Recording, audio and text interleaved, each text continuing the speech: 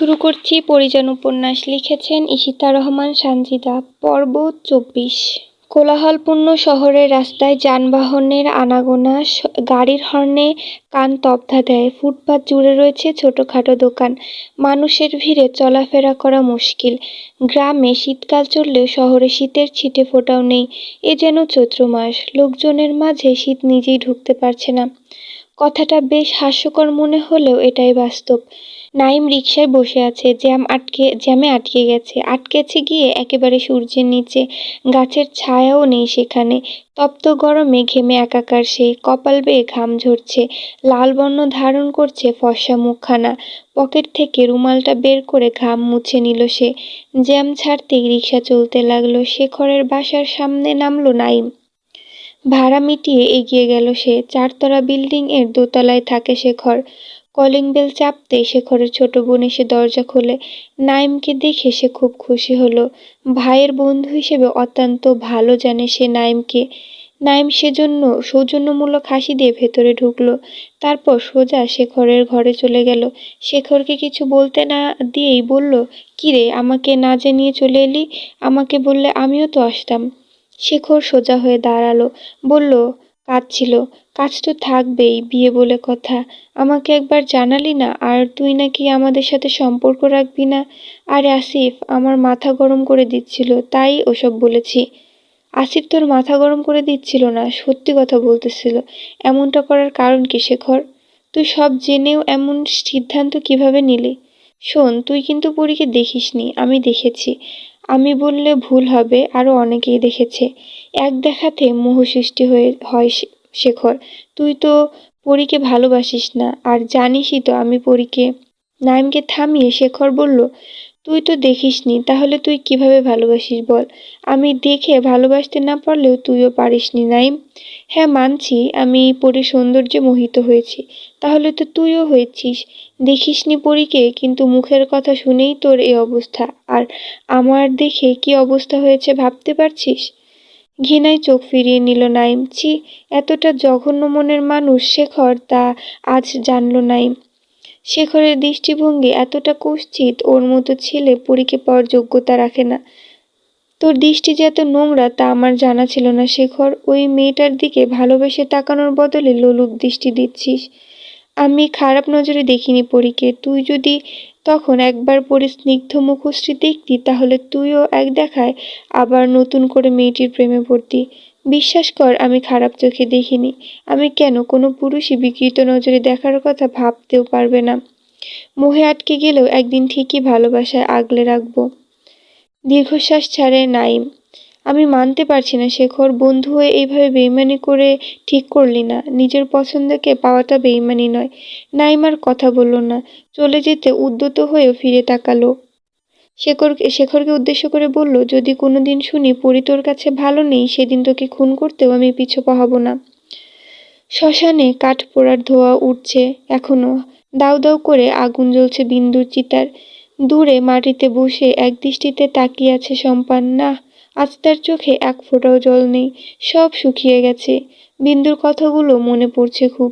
বিন্দু তো বলেছিল সে সম্পানকে ভুলবে না। তাহলে আজ কেন ওকে রেখে চলে গেল? সম্পানকেও তো সাথে নিয়ে যেতে পারত। হঠাৎই সম্পান শুনল বিন্দু আগুনের ভেতর থেকেই যেন বলছে, তোমার নামে সিঁদুর ছাড়া অন্য নামে সিঁদুর আমার মাথায় পড়ার আগেই যেন আমার মরণ হয়। আমি তোমার বউ হমু মাঝি। সম্পান তৎক্ষণাৎ উঠে দাঁড়ালো। বিন্দু বলে দৌড়ে এগিয়ে গেল আগুনের দিকে, কিন্তু তার আগে কয়েকজন লোকেরা টেনে ধরে সম্পানকে। চেতনা হারিয়ে সম্পান ঝাঁপ দিতেও পারে ওই আগুনে। সম্পান চিৎকার করে বলতে লাগলো, আমি তোরে সিঁদুর পরাইছি বিন্দু, তাও আমারে রাইখা যাইস না।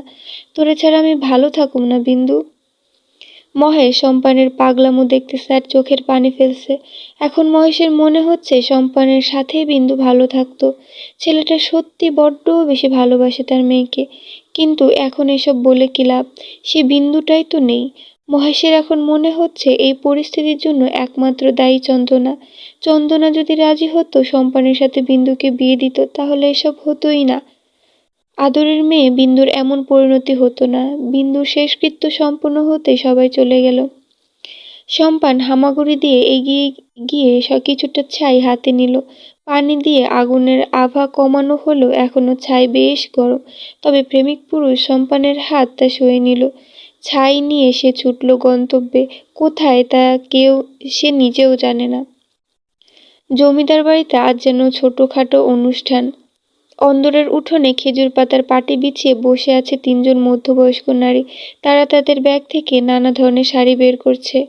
আবেরজানার শেফালি এক একটা করে পরীর গায়ে ধরে দেখছে কোনটাতে পরীকে বেশি মানাচ্ছে। সবগুলো রঙেই পরীকে সুন্দর লাগছে। পরী নির্জীব হয়ে বসে আছে, রংহীন হয়ে আছে মুখখানা। বিন্দু চলে গেছে, আজ 7 দিন পার হয়ে গেছে, অথচ কোনো খবর পায়নি পরী। কে মারলো বিন্দুকে তা জানে না কেউ।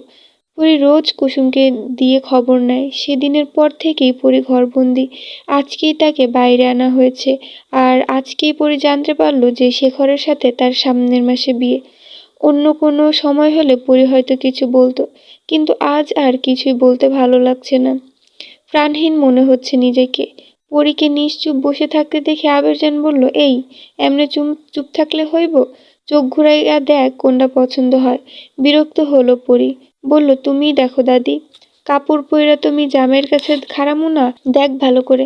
পরী এবার বেশ চটে গেল। মোড়া থেকে দাঁড়িয়ে বলল, তুমিই দেখো বুড়ি, একটা কাপড় পরে দাঁড়াও, আমি তোমাকে আকাশে ছুঁড়ে মারি।